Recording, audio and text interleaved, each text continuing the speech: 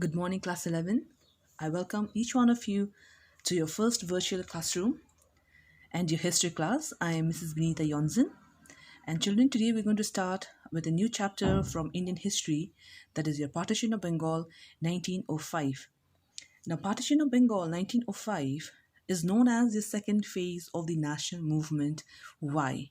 Why do we call it as the second phase of the national movement? Now, children, as we had seen, your Indian national movement is broadly divided into three phases: 1885 to 1904. That's the first phase of moderates because they use their constitutional means of agitation and the three P's, that is your prayer, petition, and press. The second phase we call it as assertive or extremist, okay, extremism. That's 1905 to 1917, and we call that as your second phase. So therefore, we call it as your extremist because here we see they had given up, okay, the constitution means. Therefore, we call it as your assertive type and extremist. 1917 to 1947, it has been broadly classified as your Gandhian phase of nationalism. But later on, we know that the Gandhian phase of nationalism has also been divided into three phases that we'll see when we, do the chapter, the Gandhian nationalism. Okay, children? But for now, please remember that the Indian national movement is divided broadly into your three phases. Now, why did this national movement take place? Of course, it's the very existence of a foreign rule, the imperialist rule, the British rule. And Indian people, they had to rise to meet the challenges of foreign. They dominated on their culture, economy, social life, political life. So that was the domination of Britishers they did. So therefore, now the Indians had to fight against this rule, who actually had come as traders. We know Britishers had come as traders. They had established the East India Company, but then later when they found that India is a very a rich country, okay, so they were they could have their lucrative business done here, and more of it, they wanted the drain of resources from India, and that's how we become the victim of your British rule. Now, what is the consequence we see of the foreign rule? We find the feeling of nationalism. Now, what is this feeling of nationalism? Feeling of nationalism, it's a feeling of oneness, patriotic feeling, that pan-Indian feeling. That means we are all one. All Indians have to be one, okay, against this British rule, the imperialist rule. So that is the pan-Indian feeling, the patriotic feeling, a sense of belonging to our country, okay. So there were various factors we saw that in class 10, children. I know you all have done that, okay. So this is just a revision now before we go into the partition of Bengal. So look at the factors that were responsible for nationalism. They had highly centralized administrative, political, and economic system in India. That means the British had all dominated over it. Okay, it was all centralized. It was all in the British hands, all the politics as well as the economic system in India. So because of that, people had to rise against the imperialist rule. The next one was the social religious reform movement that was taking in India, and that boosted up the morale of the Indians. Okay, they know that Indians can, win over this Britishers who, from this, prior to this, they had thought the Britishers were invincible. But now slowly they came to realize actually that the Britishers can be defeated. Okay, so that feeling, that nationalism, the nationalistic feeling has started growing up in the Indians at the end of the 18th century, beginning of the 19th century. And of course, there was racism. The British, always thought that they were superior race, and our Indians in our own country, had to, live under the subjugation of the Britishers. They were treated as the second class citizens. So you could see in all fields, okay, the Indians were looked down by the Britishers. And we had the influence of Western education and English language. That becomes a very important turning point for the Indians as well, because many of the Indians now who had, who belonged to your higher class, zamindari family, they had gone abroad, educated themselves, okay, and they knew the art of English language. So when they came back, okay, they could now start conversing with the Britishers, and then they also now started knowing, okay, how, what was the feeling, okay, of the Britishers towards the Indians. Then we had the role of press. There were various vernacular newspapers, okay, various magazines that started, inciting the feeling of nationalism among the Indians. and you had the contemporary nationalist movement. Now, those are the movement that started in all parts of Europe, and one such influenced the Indian national movement is the American War of Independence of 1776. So they now was very sure that yes, the Britishers are invincible. Okay, and another very important fact that boosted up this nationalist feeling is the development of new means of transport and communication, and that is your railways. As the railways came, people now could travel from one part of the country to the other part of the country. They could now exchange their ideas, they could voice their opinions. Okay, they were physical meeting of the people. So hence the feeling now started becoming stronger day by day, and that was looked as a threat by the Britishers. Now, that is a very strong impact on the Indians now with all this, going on in the 18th century. And by the end of 18th century, beginning of the 19th, we find that India now had a large number of political leaders who had experience in political agitation. And we'd also seen that Indian National Congress that had already been formed in 1885.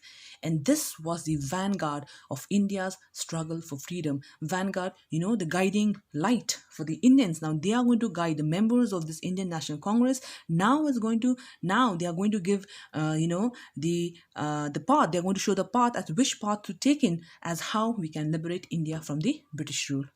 Now, moreover, with this, there were increasing revolutionary tendencies as well. Okay, they were moving towards more of extremist thing. Okay, and they're moving towards revolutionary tendencies, and that was already seen in Maharashtra, Punjab, okay, as well as in Bengal, and that becomes a serious concern now for the British government. Okay, that's a threat to the British government, because earlier they were only moderates. They were only using their press, petition, okay, the press, so that they could just easily control it. But when now they're turning into revolutionaries, that was becoming difficult for them to control. So because of that, now they're going to they sent to India, okay, one of the staunch imperialists, okay, who wanted to crush this vanguard of the Indian National Congress, and that is the Indian National Congress, and wanted to suppress this Indian national movement.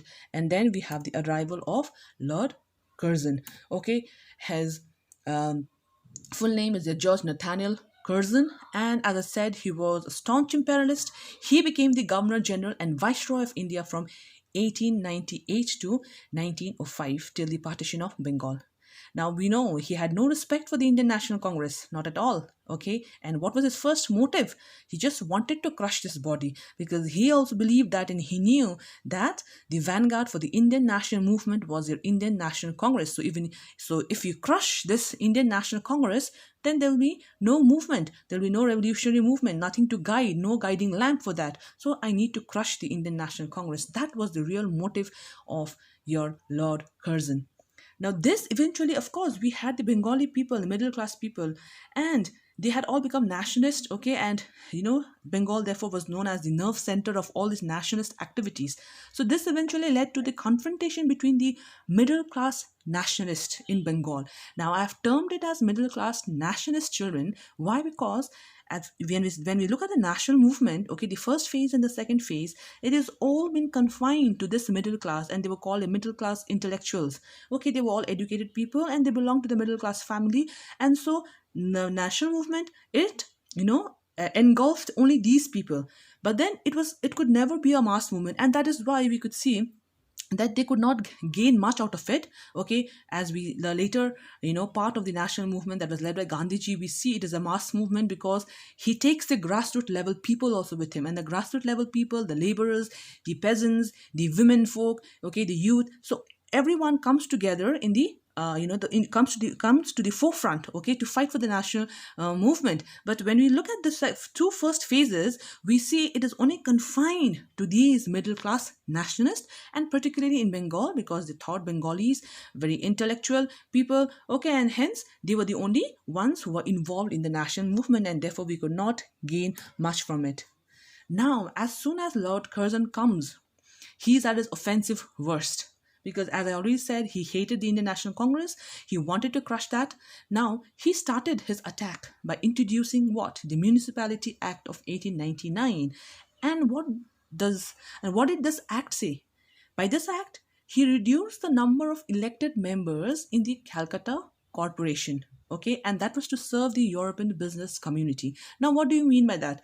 Here, at this time we had more of the Indians who were present in the municipality, okay, the Calcutta Corporation.